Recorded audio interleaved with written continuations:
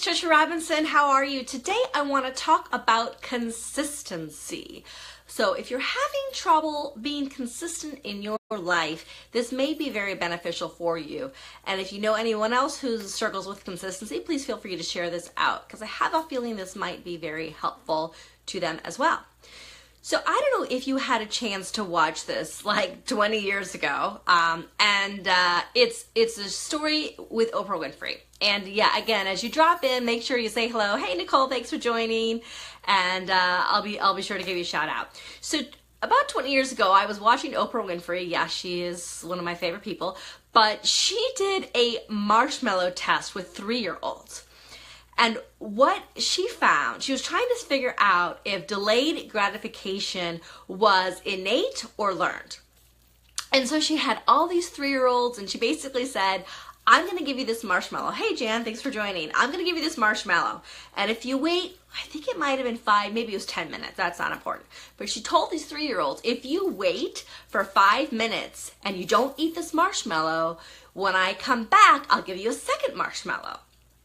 And so I would say about half the kids who delayed gratification and waited for her to come back, hey Teresa, thanks for joining, half of them that delayed gratification and waited for Oprah's to come back, they got the second marshmallow and they were happy. And then some kids, the person hadn't even left the room and they'd already shoved the marshmallow in their mouth. So it's pretty interesting the different reactions you got from these young children. But then they also tracked these kids over time, and they realized that the children who were able to have delayed gratification were much more successful in achieving what they wanted to achieve in their lives, like graduating from high school, graduating from college, getting a high-paying job. Those children who had the ability to delay their gratification reached higher in their job. So now what does this have to do anything with consistency? Well, I believe creating consistency in your life is a little bit about being able to delay your gratification. Because being consistent, you're going to do something once, twice, 300 times, and you're not going to see the results right away. Think about going to the gym. You bought a gym membership and you haven't gone. Well, you're definitely not going to see results then, right? Well, let's say you decide, I'm going to go and I'm going to spend 7 hours at the gym and I'm going to build those muscles and it's going to be awesome. And you leave the gym and you're like, oh, I just can't do it anymore. Like, that was crazy. Well, of course it was crazy because you just did it once and you spent 7 hours doing it. If you made the decision to go to the gym 30 minutes a day, hey, coach, how you doing? Thanks for joining. If you made a decision to go to the gym every single day, over a week period, you might actually notice that your muscles have actually made an impact, right? And once you start noticing, hey Lucy, thanks for joining. Once you start noticing a difference, it kind of motivates you to keep going. So if you're having trouble staying consistent, and I know I talked about 3-year-olds and the innate ability for them to delay gratification, but I believe we are all born with a certain level of oomph in our life. And if you decide, let's say you have a low level of delayed gratification, you can train yourself. You actually can train yourself to increase that level of delayed gratification. You can play a game with yourself, and that's one suggestion I'll use in a second. But first, I know that there's a way to get rid of people and block people, but anyway, yes, consistency is key, Nicole. So here's the thing. In order to create consistency in your life, you first have to decide that whatever it is that you want to achieve, it could be you want to grow your business, it could be you want to lose weight or just get healthy or eat healthy. Decide exactly what it is that you want. And I like to put a picture of it so that I see it on a regular basis. That's just me. You do whatever you want. If you have it in your brain, good. You just have to decide what you want. The next step, which a lot of people don't take, is they decide what they're willing to give up. So if you want to go to the gym regularly and that takes, let's say between travel or whatever, that takes an hour of your day, you're going to have to give up something in your day so that you can go to the gym. Or if you want to be building your business, but you just like, oh, I don't have any time, are you watching TV? Is there something you're doing that you can give up so that you can achieve what you want to achieve? Because remember, you have already made the decision that you want to achieve it. The next step is, what am I going to give up? The other thing I like to do is have triggers. So this is a little bit kind of funny. I'm wearing a necklace. I used to never wear jewelry at all.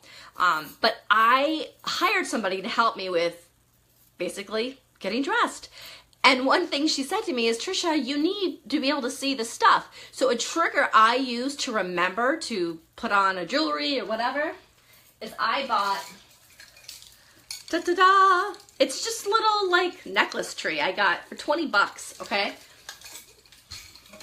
I see, that's on my dresser, so I see it every single morning. So when I'm getting dressed, there's all the stuff I could possibly wear that can match with my outfits. Now, I don't need any more jewelry, but that is exactly what helps me to trigger me to remember, okay, don't forget, put on your jewelry. So find some sort of trigger, and I actually learned that from Shailene Johnson. If you want to make sure you're drinking more water regularly, you know what the best way to do it is?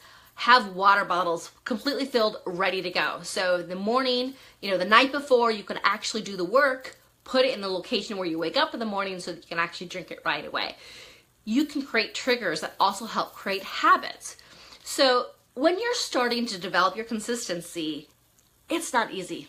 It really isn't easy, and I'm not gonna lie. Hey Sarah, thank you for joining.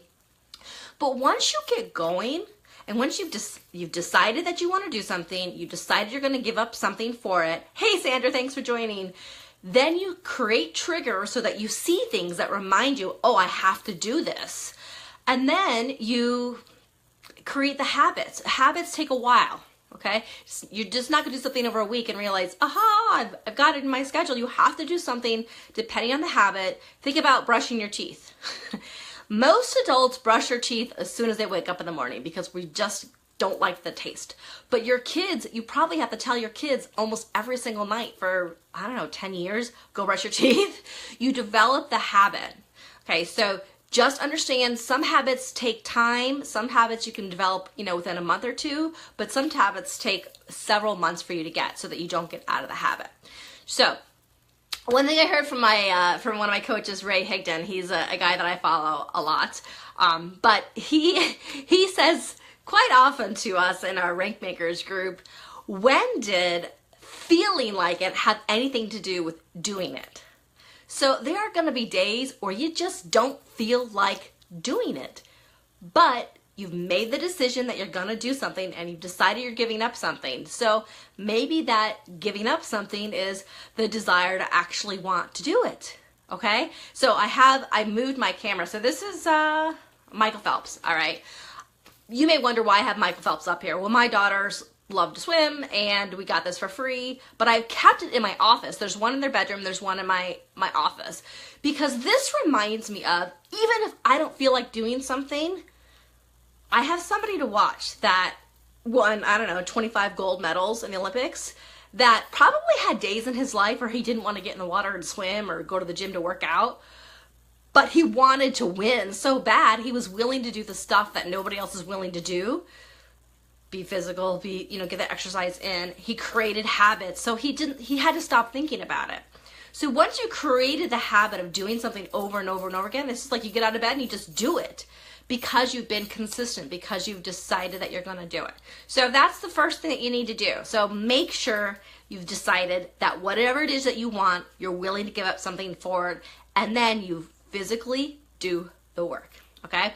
So if you happen to like Ray Higdon and don't know, he has a Top Earner Academy happening in September. I'm going to be heading down there. It's in Sanibel. Woohoo! Who doesn't like to go to Sanibel? But let me know if you're open to coming with me, because I want to bring all my friends. I think it's going to be an amazing event. So take care, and I hope this is helpful for you.